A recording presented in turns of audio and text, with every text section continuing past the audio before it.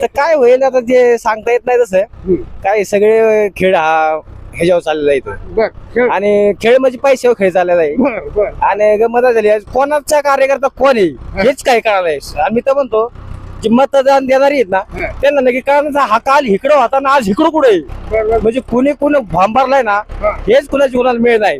हे आता जी आहेत नाही 4 लोक ही सगळी पहिली एकाच पक्षाची.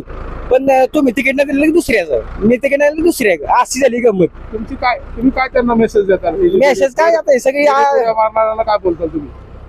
बिडकोडे ह्यांना तर जनताच सांगेल काय करायचं आता, बाकी काय करायचं. आता नाही म्हणलं पाहिजे. हा मग त्या उड्यामुळेच या मतदाराला कळणार की जायचं कुठं हे लफडा झालाय खरा. आता काय बोलायचं. आणि रात्री खायचं एकाच, दुसऱ्याची खायचं एकाच, तिसऱ्या दिवशी दुसऱ्याच्याच म्हणजे अशी झाली गंमत.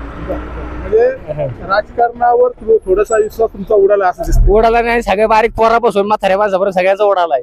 कोणी कोणाचं नाही ह्या जुन्याला असंच दिसतंय चित्र. त्याच्यामुळे आता कसं आहे कोणी बिडी काढीव काम करते, कोणी सच्चा कार्यकर्ता म्हणायचं कसं. आता काल मी आमच्या होतो, परवा तुमच्या गेलं 8 वेळ झालं सगळं चोपडा साफ झाला. एक नंबर. आता हिवांगा सांगायला बोलायचं आता वेळ नाही.